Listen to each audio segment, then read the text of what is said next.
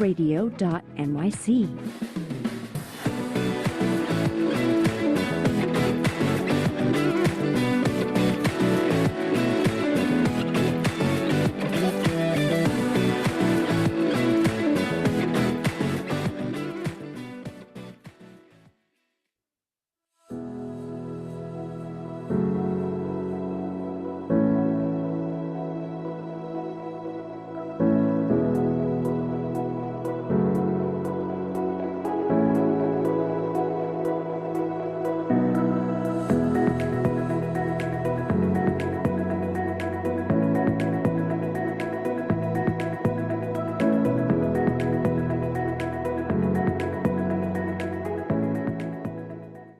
Hello and welcome back to the Expansion Room. I am your host, Shervon Laurice, and this is where we believe that inner work meets impact.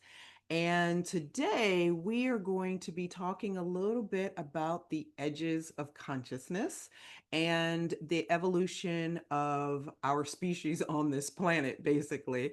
Um, my background has been very much so entrenched in the last 6 or 7 years in psychedelic exploration and bringing psychedelic healing into the mental health sphere with the trainings that I have received. And today we'll be talking about how plant medicines and psychedelics may hold the key to the global shift in consciousness. And today, my guest is Stephen Gray, who's a teacher and a writer on spiritual subjects and sacramental medicine. And he is the author of several books, Returning to Sacred World, a spiritual toolkit for the emerging reality, Cannabis and Spirituality, an explorer's guide to an ancient plant spirit ally, and how psychedelics can help save the world. Visionary and Indigenous voices speak out. And so today I'm looking forward to having a very riveting conversation. So, Steve, why don't you unmute yourself and maybe share a little bit about yourself with the audience, and then we'll dive in. Sure. I don't know. What do you want to know? What, How what I are you got up in, to these days? wasting as much time as possible. I have a new book coming, but it hasn't really, that'll be next year with same publisher, Intertraditions Park Street Press. That one is a collection of stories from the the path. I almost said the past, but it's that too. And yeah, just like all the best stories that I've recollected from my own experience and from those of friends and colleagues, and a few from major figures in the world of psychedelics. They're all really short chapters, 1 or 2 or 3 pages, and then I threw in a few little chapters of mini chapters of insights. But that's Lovely. that's one thing coming along. I'm actually spending a lot of time. I'm not a professional musician, although I did teach music as a career for about 20 years. But I compose music using Virtual Studio, Logic Pro, on your computer, and all the different Nice. sounds that I have access to and so on. And I've done things like created slideshows using my music as the background for that. My latest focus or attempt with that I've been working on this summer is um, I looked up on Spotify, I looked up playlists or psychedelic journeying or psychedelic assisted therapy music playlists. And I Mm-hmm. thought, oh, there's some really neat music on these. I'd like to make music that could be used for those purposes. So I've been focusing on that a bit. Um, Oh, yeah, that's yeah. lovely. I have an Uh, upcoming appointment with a guy who apparently is a DJ and loves to put together playlists for uh-huh. people based on them specifically. And Oh, me and another therapist are going out to meet with him to see if he could also do that specifically for psychedelics. So that I'm Yeah. looking forward to that conversation. So Oh, that's yeah, very yeah. intriguing. I love it. Yeah, there's at least a half a dozen playlists on Spotify with titles like that. And we're just people who have Yeah. collected music they thought was appropriate. So Yes. not it's not all amazing, but there's some really interesting pieces on there. So that, and Absolutely. then I'm not doing this yet, but my next project, along with continuing to do some of this music, is I want to get I have a newsletter with MailChimp, but I want to migrate that as much as possible over to Substack and get rid of the Chimp one. Ah, And I want to start putting out content there, short essays and stuff. And I might use, as I say, do some video recording with my own music as the background for that, for example. But as you definitely keep probably, me on your email list then. I'd love to know about that. oh, okay, sure. But probably, that question that you asked often is like implies, if doesn't state directly necessarily, what got you into all this? So I had thought about Mm, this, assuming you want to know. I thought about this a couple of minutes before we got on together today, and the one thing I want to say is that with a sort of a woo-woo alert disclaimer for some people probably, but I don't think we can talk about what formed us and what pointed us in the directions we go in our life, especially for people who are active about change and growth, without considering or without acknowledging that we carry a stream of history that goes way back before the birth of this particular incarnation. mm, I could spend the hour telling you about some of the information that's come my way that leads me to think that I have a history, just like probably everybody else. I'm fairly sure I knew the Buddhist teacher that I studied with in this life in past lives. I was probably a student of his in past lives. I'm pretty sure I've been around spiritual and religious environments. I've been told that by some pretty powerful psychics a couple of times as well mhm. in the past. Not necessarily always successfully, but basically, so one answer as to how I got into this current work that I do is it's a continuation of a long history, I would say. Mm, So in this particular incarnation, um, I've just always been, well, for one thing, when I was growing up, I didn't have a good handle on myself. I was quite shy in a lot of ways. It's kind of a classic that people that get involved in healing work of one kind or another are typically because they need healing. They yes. recognize that they need healing, right? So Mhm. by the time I hit early adulthood, I was pretty sure I needed to go to the repair shop, um, and uh, and by the way, cannabis had an influence in that. As you Yeah. know, I've been an educator on cannabis and a ceremonialist for a long time as well. But Yeah. And how did it kind of influence, along with psychedelics, or shape your life and the work? well, for starters, and this was, how would you put it, accidental or unconscious in a sense. It wasn't part of any kind of a plan. What cannabis does, this is essential to how it can work as a spiritual ally, is in the same way that it can go wrong, so to speak, is that it amplifies things. It amplifies biochemically, pharmacokinetically, it amplifies mentally, spiritually, emotionally, physically, all those things, opens up channels, et cetera, et cetera, but it amplifies. And if you're thinking, this is the sort of the harmful or negative side of it, so to speak. If your thinking is negative or harmful to yourself or others, but particularly if it's, in my case and many others, if it's, you might say, self-sabotaging, Mhm. then cannabis can amplify that out of all perspective. And that's what I meant by it kind of thrust me onto the path in some ways, because until I started using cannabis in my late teens, I don't think I realized that. I was already interested in reading about spiritual and psychological, psychology kind of things, starting around the end of high school. But once I got using cannabis more, it triggered. There were times where it triggered some pain.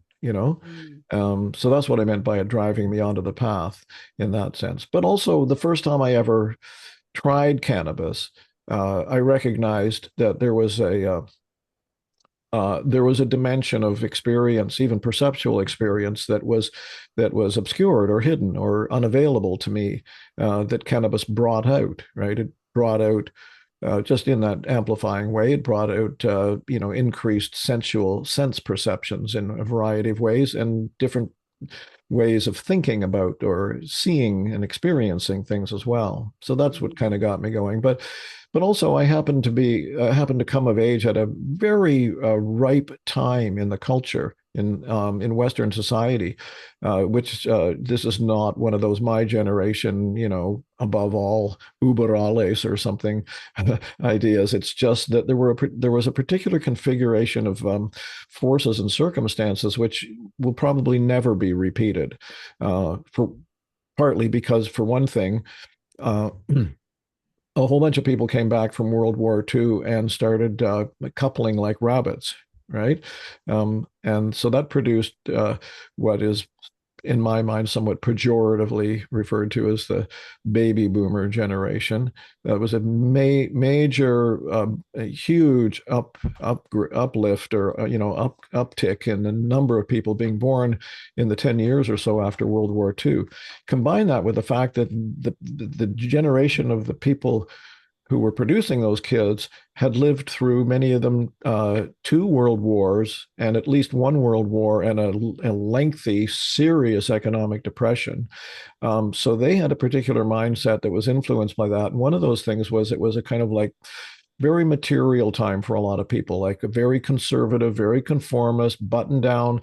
Let's get things solid here. Let's get a home. Let's get, we're talking, mostly middle class Westerners that did this, because the hippies, so to speak, the counterculture, were primarily middle class. So they came out of that generation of parents who had worked hard to create this safe sort of base for themselves and their children and so on. But large, for a whole bunch of reasons that many we probably don't even know, but largely because of that, this generation that came of age at the same time started to recognize the great limitations of that mindset that had determined the way that those people lived in the 1950s and into the early 60s, and then the cannabis and other psychedelics went. People start going, oh, wait a minute, that's really barren. That's really empty in a lot of ways. That's really restrictive.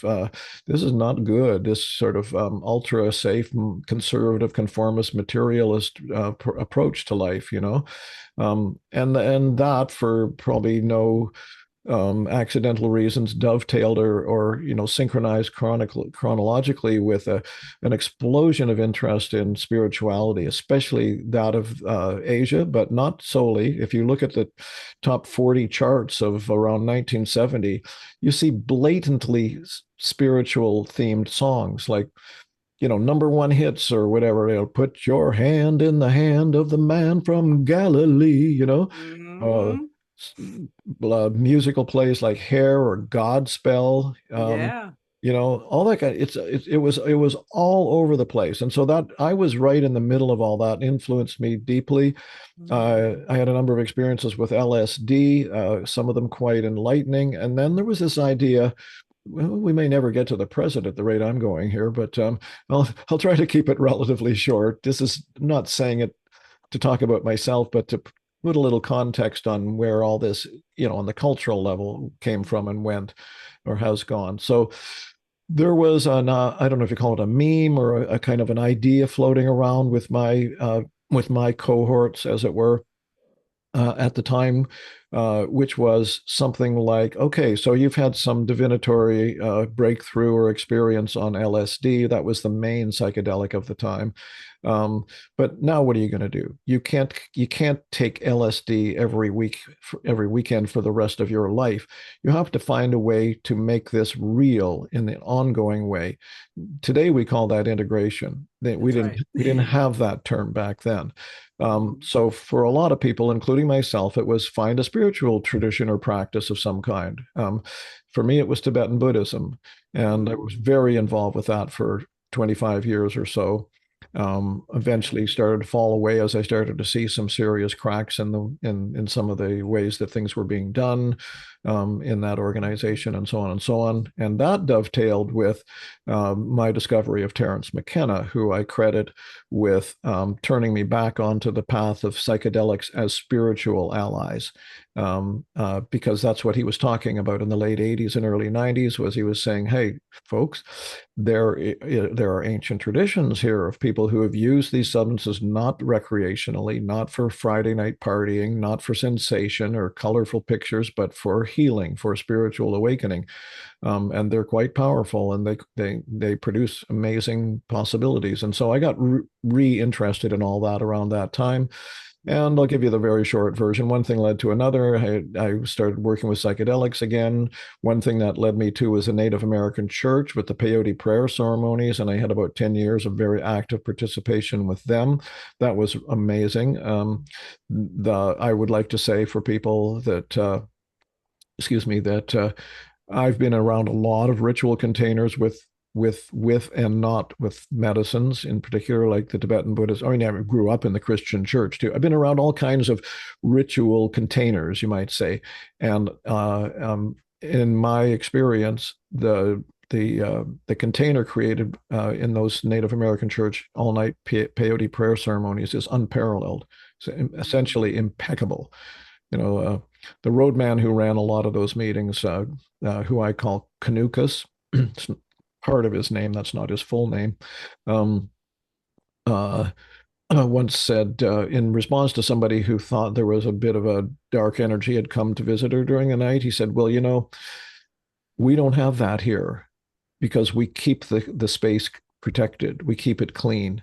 So, you know, in all those, 150 years of peyote prayer ceremonies throughout the Western United States in particular, they're generally, if there's a spirit coming in, it's grandfather peyote, Holy Spirit, right? The Mm. healing spirit. So anyway, that was wonderful. And I've also spent a bunch of time sitting with the Santo Daime people who use ayahuasca. So had that experience as well. And one more thing I'll Okay. say about my own personal background. I just Mhm. retired from 13 years of being the lead organizer essentially for an iconic conference here in Vancouver called a Spirit Plant Medicine Conference, for which we've brought in many influencers and leaders in psychedelics. Here we And here go. we are. Bringing it to modern time. And so we're going to take a break. Yeah. And when we come back, I would love to start with, based on your personal experience Yes. of divine connection, how does that translate into collective healing or Hmm. global consciousness? So that's Hmm. where we'll begin when we come back. Come on Sure. back. Big question. Mhm. Yeah. Are you a conscious co creator? Are you on a quest to raise your vibration and your consciousness? I'm Sam Leibowitz, your conscious consultant, and on my show, The Conscious Consultant Hour Awakening Humanity, we will touch upon all these topics and more. Listen live at our new time on Thursdays at 12 noon Eastern Time. That's The Conscious Consultant Hour Awakening Humanity, Thursdays, 12 noon on talkradio.nyc. Are you a high achieving, growth oriented leader? Are you interested in developing your authentic leadership while creating a healthy, inclusive workplace? Hi, I'm Dr. Mira Broncu, host of The Hard Skills on talkradio.nyc at 5 p.m. Eastern on Tuesdays, where we discuss how leaders develop the hard skills needed to make a greater impact. We interview experts, have live coaching, and tackle these challenges. Listen to The Hard Skills on Tuesday at 5 p.m. Eastern on talkradio.nyc. You're listening to Talk Radio NYC. Uplift, educate, empower.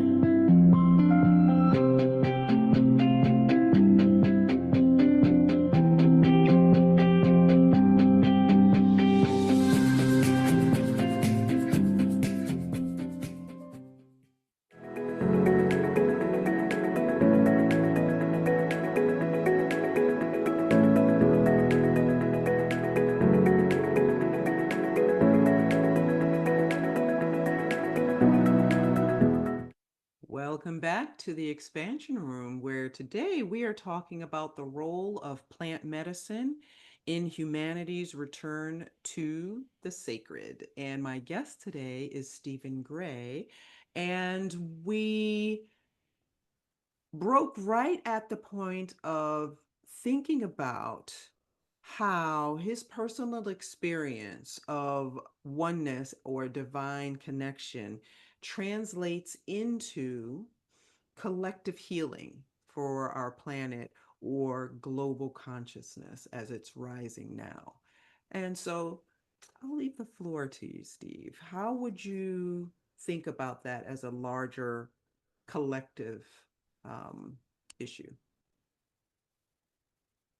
Oh, and you'll have to unmute. Sorry. Okay, it's a really big question, and I really would feel, for me, it would be inappropriate to try to nail that one down with some kind of authoritative, carved in stone answer. There are lots of different opinions about how likely the use of psychedelics is to be able to have any kind of significant influence on the trajectory of planetary affairs. Some people are quite skeptical. Some very astute, deeply considered, philosophically oriented writers and thinkers think that there's not much hope for psychedelics. It's just that our problems are too overwhelming for there's too many people. There's 8 billion people on this planet. And how many of those people are using psychedelics, and how many of those people are using them with right intention, you might say? And how many of those people are able to translate, as you're implying in your question, their personal awakening or insights or catharses into collective action? So it's a really big question. Let's go back to the basics about what they actually do, though, or can do. So, in the right circumstances, and occasionally, accidentally, where somebody wasn't thinking about why they were taking some psilocybin mushrooms and they ended up having an amazing insight or an experience, fine. But you're of course, as you would know, Shervon, you are lifting up your percentage chances dramatically by taking these substances, first of all, with the intention of healing and awakening, and secondly, with in the right circumstances, the right conditions, preferably with a sitter, a guide, or in a ceremony guided by somebody who really knows what they're doing. And we could actually spend an hour talking about what knows what they're doing means as well, but we won't. I'll just say in sort of 27 and a half words or less that in my view and that of many other people, anyone who has the balls to the cojones to set themselves up as a ceremonial leader like an ayahuasquero needs to do a rigorous and oftentimes long period of training, keep under a mentor, and remain humble and be really clear about why you're doing this, because it's too easy to be in it for sex, power, money, influence, etc. Especially with, we know there's so much ayahuasquero or ayahuasca ceremonies around. I mean, I don't know what people are charging $300-400 for a 5-hour ceremony, and you get 15-20 people in that room. Just do the math, right? There's a chance of making good money there. And then if you think of yourself as some sort of a guru or wise person, and you could be seduced into seducing, as it were. So that said, spiritually, biochemically, whatever that combination is, that sort of potent brew is, psychedelics open up channels that are existing already. The Buddha said we're already Buddhas. We are Buddha. The word Buddha just means awake, or one who is awake.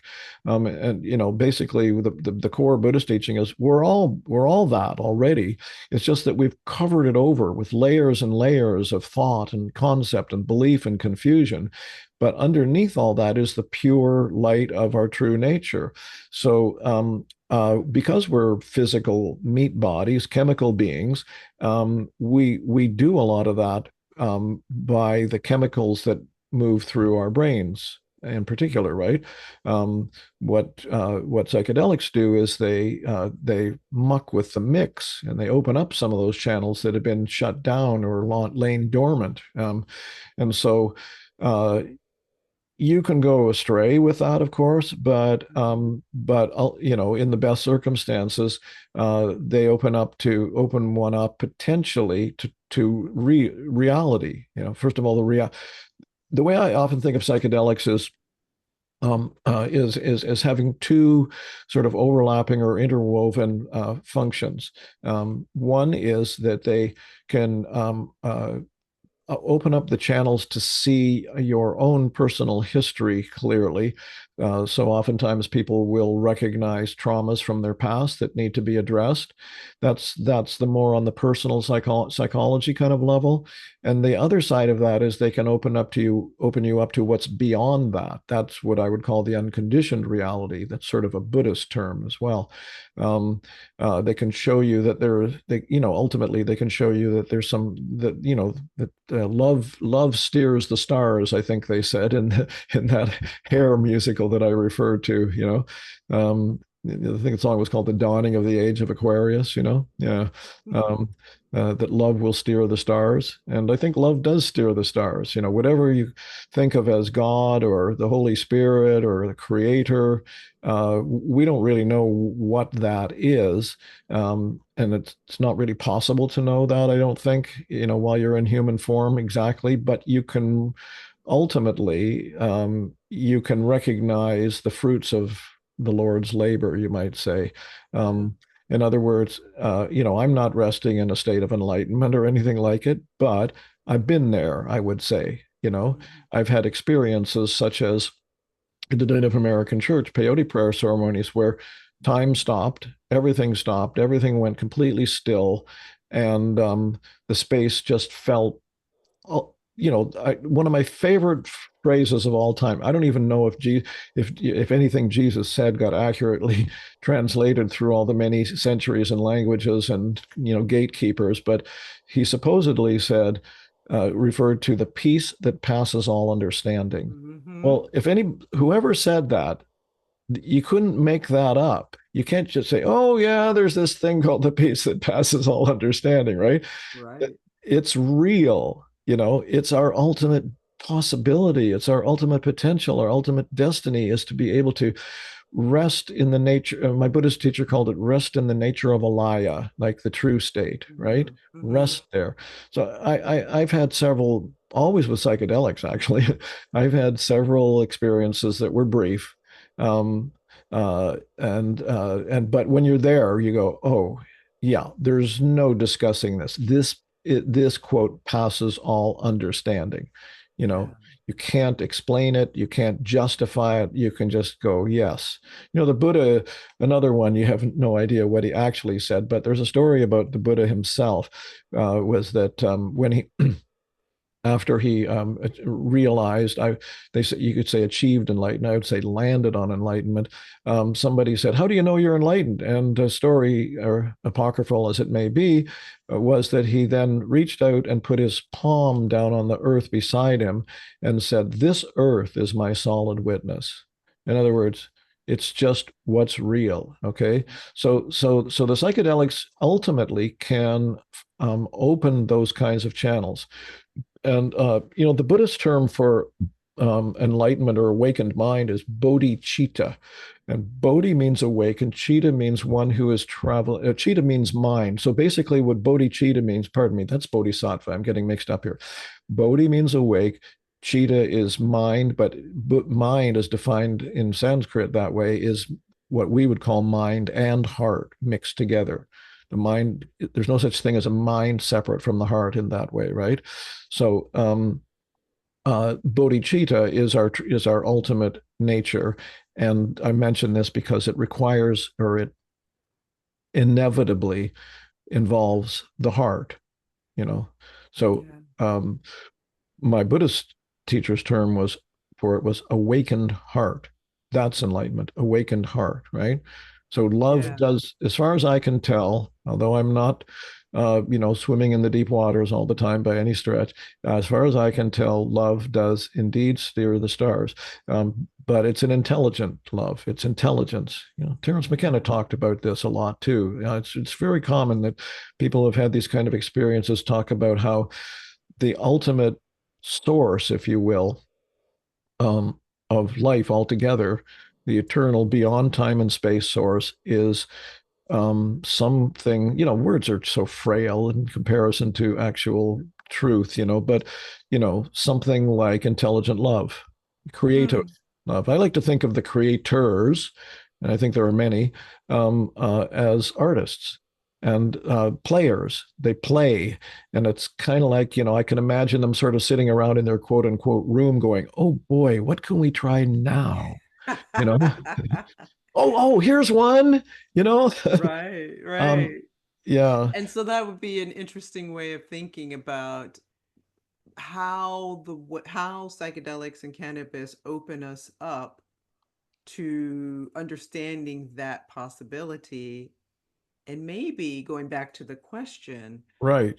I was is getting there. there a tipping point? And I do keep hearing from some people in metaphysical and psychedelic spaces that there's a tipping point, that the percentage, whatever the percentage is of people on the planet who step into these realms Yeah. and learn to integrate and come back and inhabit or express from that place within themselves, that's what will shift the planet. So I don't know what that percentage supposedly is. No. But that's the whole idea, I think, Yeah. is that, and it doesn't necessarily have to be, and we'll talk more about this later today, plant medicine, because there's holotropic breath work, there are other practices. I'm in the yoga tradition, you in the Tibetan Buddhist tradition. There are other practices that can help people get Of there course. as well. Yes, right. So Yeah. we'll take our next break, and then when we come back, time is flying, right? Well, I hadn't even gotten to fully answering your question. What I was giving you was the background of what the psychedelics can ideally do. So let's take it from there. We'll get it. Then we'll get the other half on the next, after this break. So come on back, y'all. Misalignment within your sales team or with the client stalls deals and creates unnecessary friction for you and the client, resulting in up to 37% lower win rate. If you're in pre-sales, sales management, or sales enablement, and you'd like to increase revenues, win rate, margins, client satisfaction, and stay competitive, this show is for you. Hi, I'm Art Fromm, host of the Making Seamless Sales Show.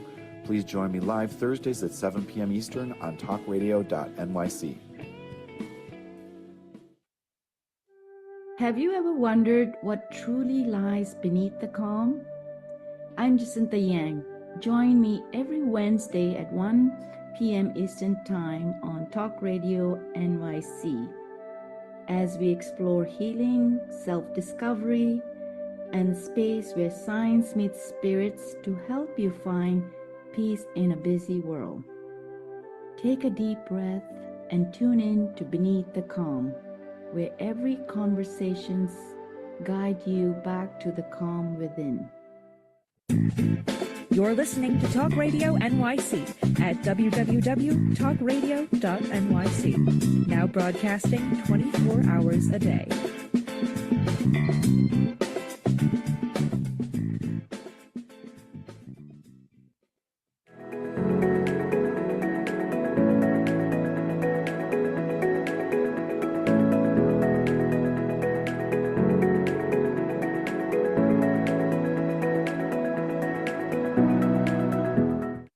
Welcome back to the expansion room.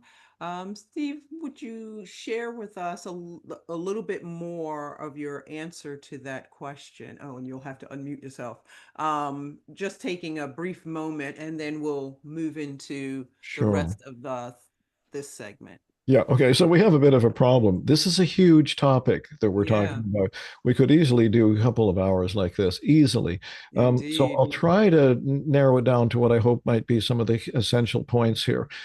So in the previous little segment, I tried to point out or try to, explain what psychedelics can ultimately do. They can lead us to our true nature, ultimately, However, the next step or the translation, as I think you put it, from there into collective action, into action in the world, that's a whole other issue. And it's complicated because, for one thing, as I say, there are 8 billion of us, and there aren't that many people using psychedelics. It's a relatively small number. So, where that tipping point is, who knows?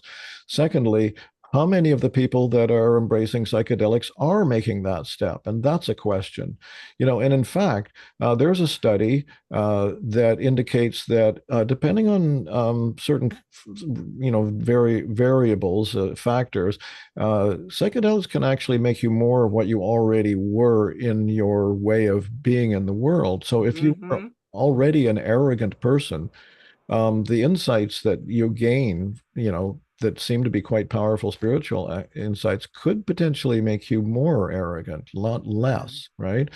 So humility is absolutely essential in all this work. Absolutely essential. And continuing self-examination, integration, etc.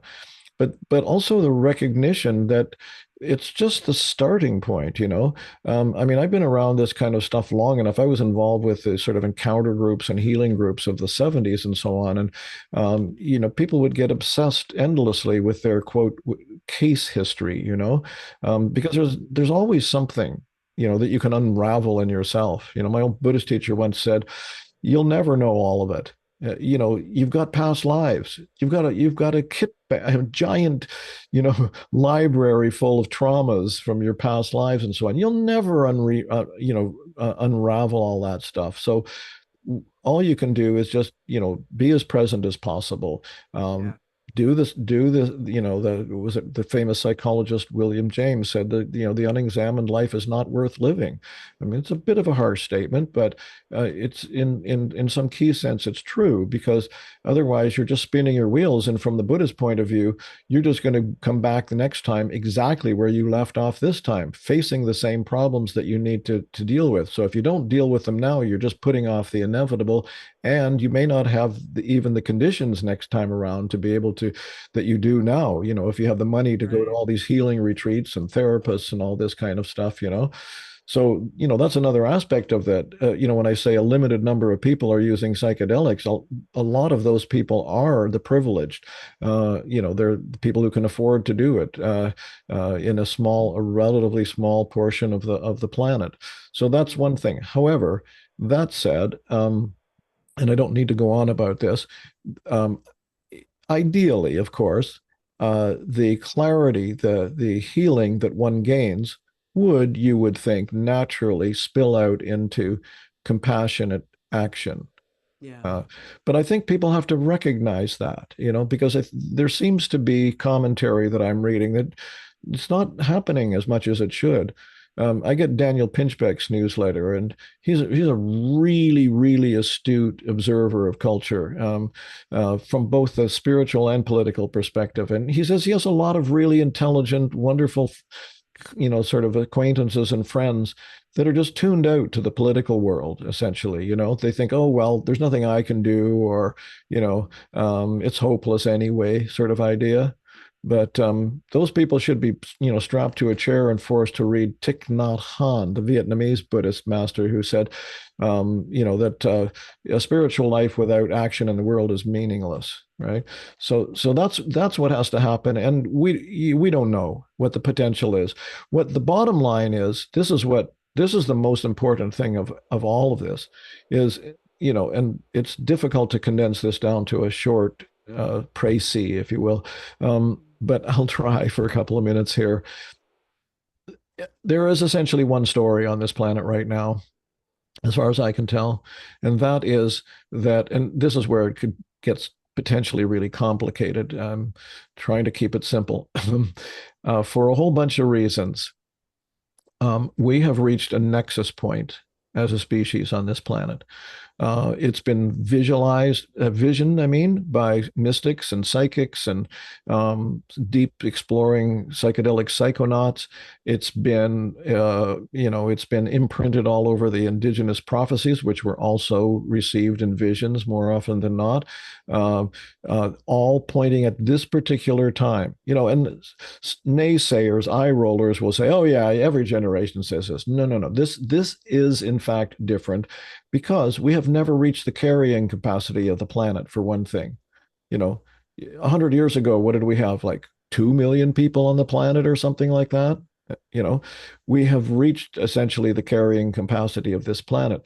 But there's just something inevitable about this moment. It was coming to this. It was going to come to this. It did come to this. And what this is that we can no longer live with ignorance of who we are, of our true nature. It's no longer sustainable.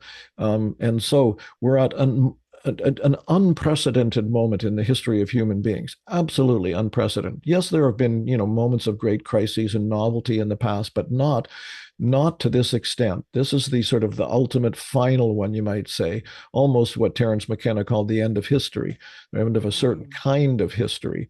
He was talking about, at a deeper level than that, but nonetheless. What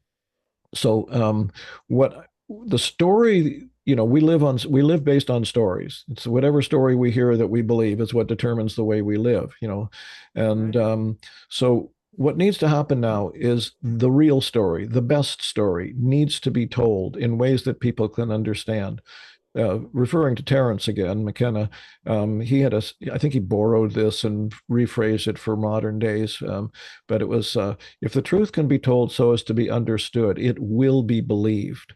In other words, once you've seen, this is where the psychedelics translating into collective action of one kind or another goes, is once you've seen that love steers the stars, if you will, that there's an eternal reality behind this, that there's a loving, creative reality that we're all part of, that we're all Buddha to, then what do you do then? You have to get out there and participate. And by the way, there's no rule about how you do that. Nobody should try to get too dogmatic about saying, "Oh, well, you must march, or you must do this, or you must do that." It's different for everybody depending on their talents and predilections and so on. For some people who are, whose lives and minds are relatively simple, it might just simply be every time you step out your door, you're in a state of love and peace. And, people pick that up. When you go into the store to buy some bread, it's like you could smile at that person and it looks like a real smile, and their day just brightens up a little, right? Or other people might be writers, educators, musicians, activists, you name it, right? So but that's the story that has to get out, is that because people are believing harmful stories, right? They're believing stories of fear. Fear is the great liar. Fear is planet Earth's great effing liar, right? Yeah. Fear always tells you what the worst part of you is susceptible to hearing. Absolutely. Don't trust life, don't trust love, don't trust the movement of energies, don't trust other, et cetera, et cetera.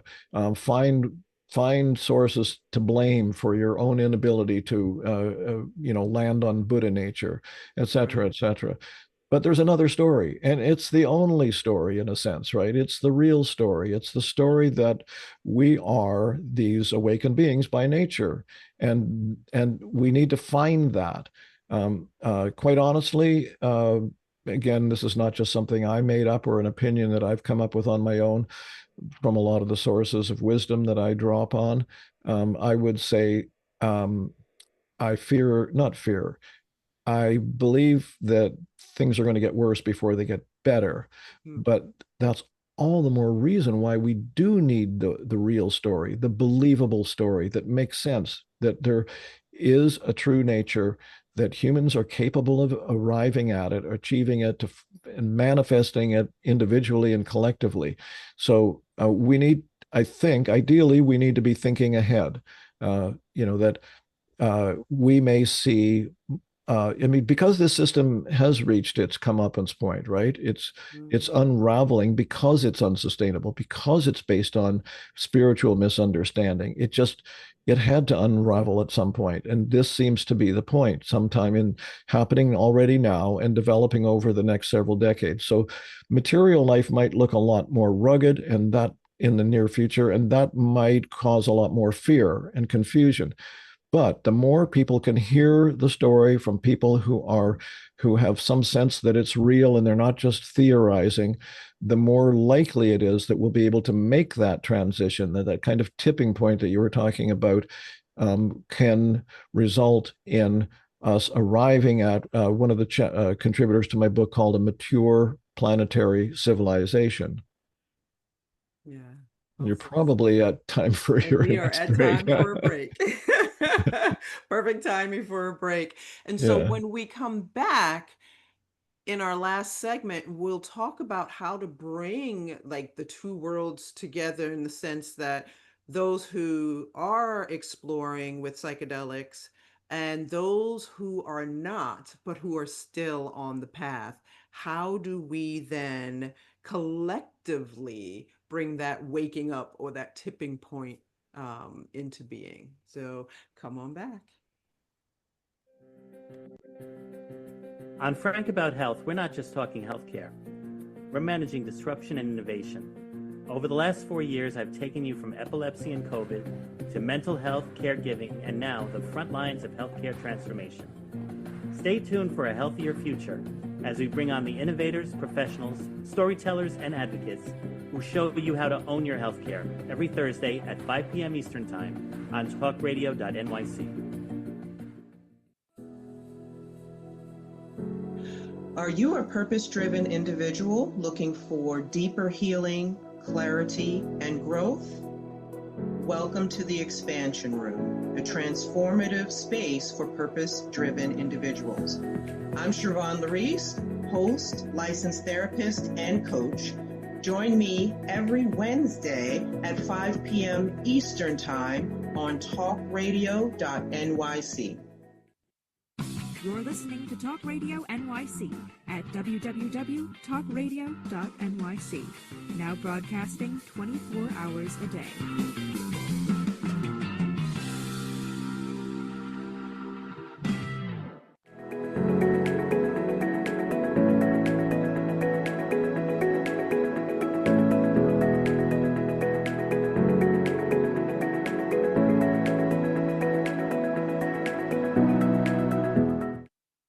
Welcome back to the Expansion Room. And today we're talking about the ways in which plant medicines could possibly bring humanity back to its sacred self.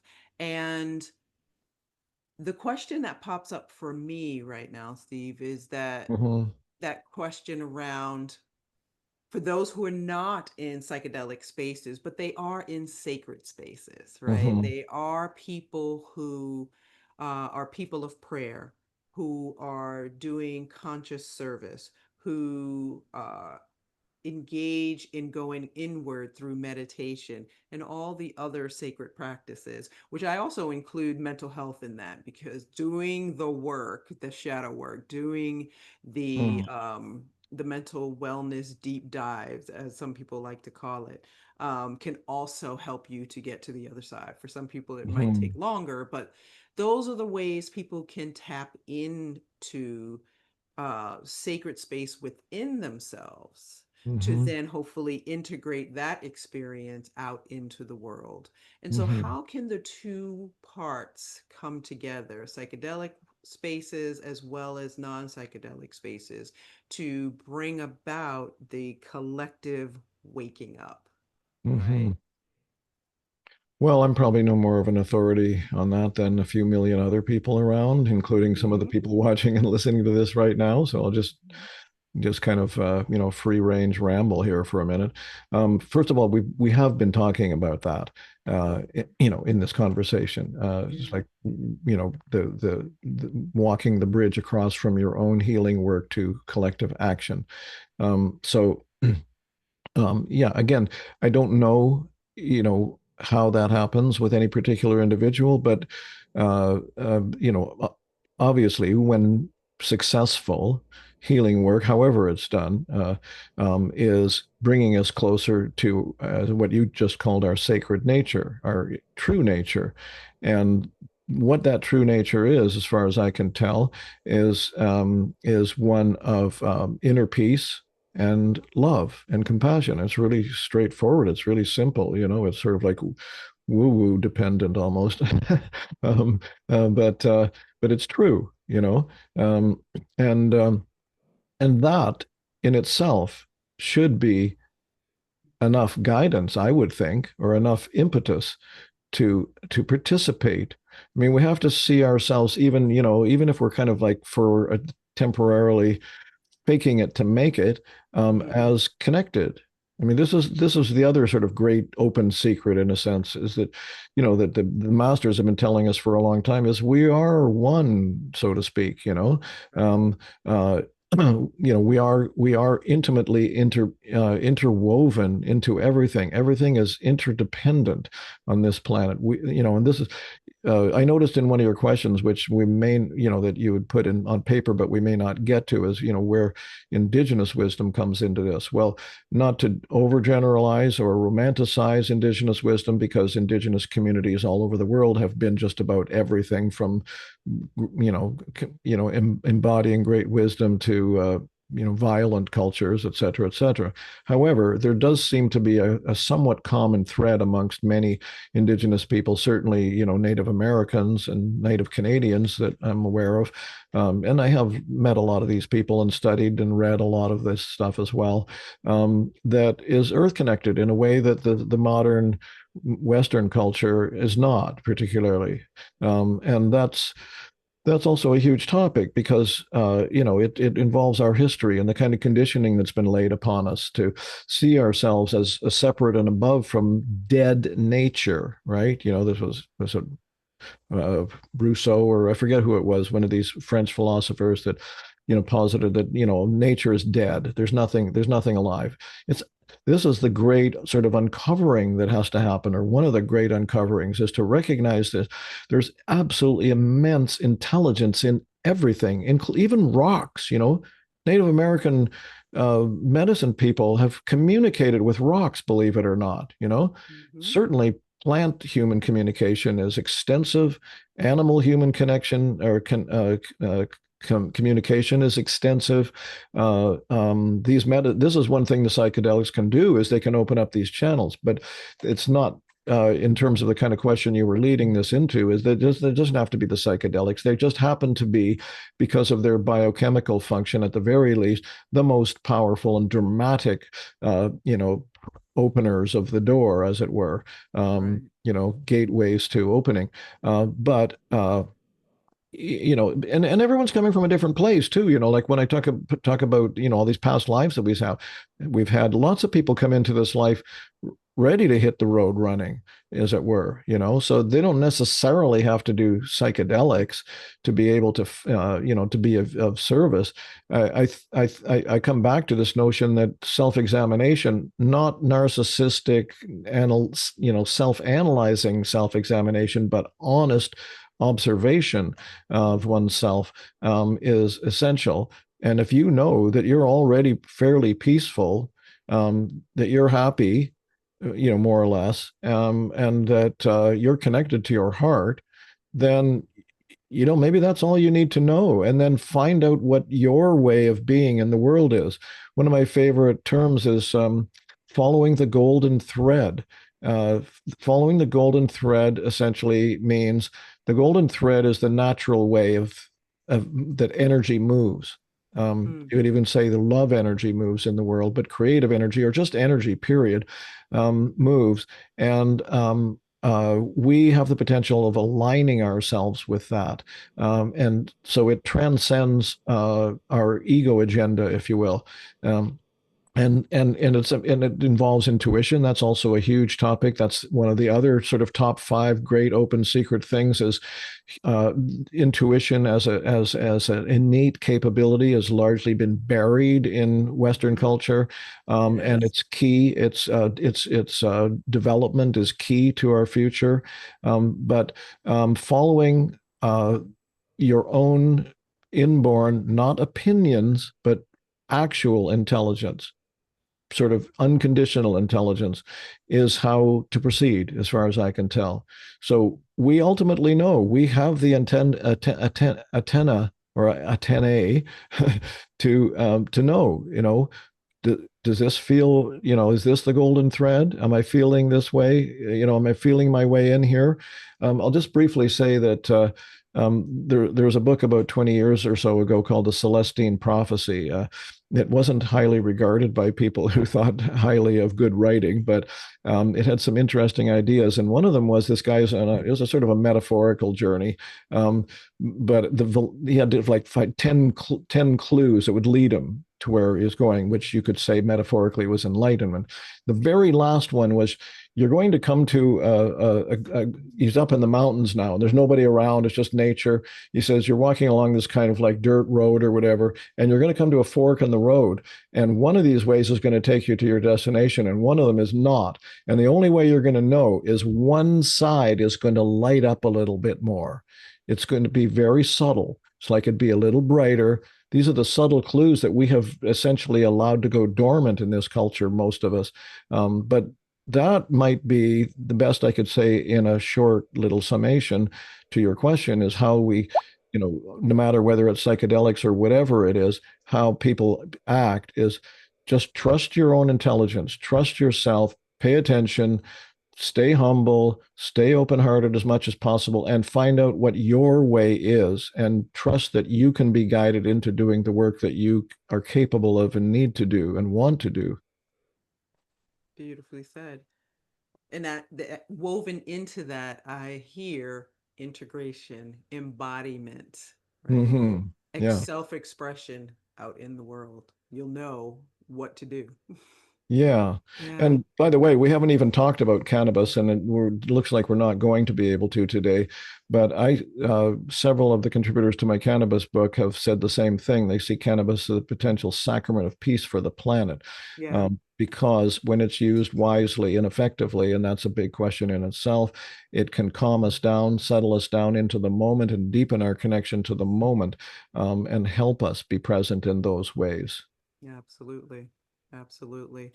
Well, thank you so much for joining me for this conversation today. I think it's an important one, and I hopefully will get a chance to have you back, and we can expand on that in some time in the future. And so, for my audience, if there was something that you heard that really resonated for you, I encourage you to take some time and go inward and allow for that reflection on that. Mhm. And to, if you want to read one of Stephen Gray's books, they were also listed in the show notes. I think it's important to really allow for the questions to bubble up around what can plant medicines do for us, not only as individuals, but for the collective consciousness. And Mhm. this is definitely an ongoing conversation. Also, if you are interested in having these kind of conversations in real time, we have a community online through the Circle platform called the Expansion Room. And Mhm. so you can check us out there and join and allow for some more of this expanded conversation around these conversations. Thank you so much for joining us this week, and I hope to see you all here next week on Wednesday at 5 p.m. on talkradio.nyc. Have a good week.